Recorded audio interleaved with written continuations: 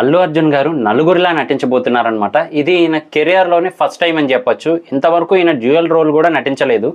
అలాంటిది నలుగురుగా అయితే నటించబోతున్నారు. అది కూడా ఇంకే మూవీయో కాదండి, మన అట్లీ గారు ఎంతో ప్రతిష్టాత్మకంగా డైరెక్షన్ చేస్తూ ఉన్న మూవీ అనమాట. అదేనండి AA 22.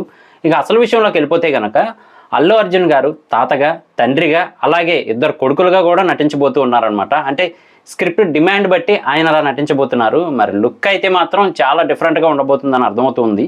కాన్సెప్ట్ని మాత్రం ఎక్కడా రివీల్ చేయకుండా దానికి సంబంధించిన పోస్టర్సు, అలాగే ఆ యాక్టర్స్ ఎవరైతే ఉన్నారో వాళ్ళకి సంబంధించిన చిన్న చిన్న బిట్స్ మాత్రమే రిలీజ్ చేస్తూ క్యూరియాసిటీ పెంచుతూ ఉన్నారనమాట.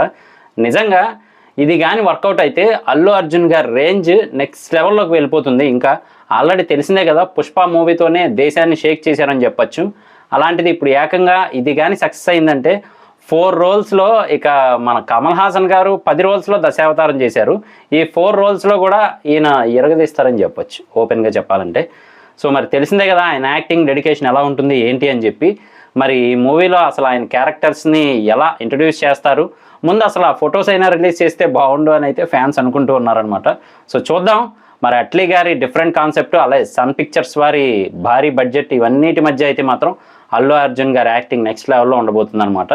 సో నేనైతే మాత్రం వెయిట్ చేస్తూ ఉన్నాను ఎప్పుడు ఆ మూవీ గురించి ఇంకా అప్డేట్స్ వదులుతారా అని చెప్పి. కొంచెం లీక్స్ అయితే బయటకు వస్తూ ఉన్నాయి. మరి ఆ అప్డేట్స్ అవన్నీ కూడా ఎప్పటికప్పుడు మన ఛానల్లో వస్తూ ఉంటాయి. ఇవన్నీ మీకు తెలుసుకోవాలంటే ఏం చేయక్కర్లేదు, జస్ట్ ఫ్రీగా సబ్స్క్రైబ్ అని ఉంటుంది కింద రెడ్ కలర్లో, దాన్ని సబ్స్క్రైబ్ చేసుకోండి చాలు.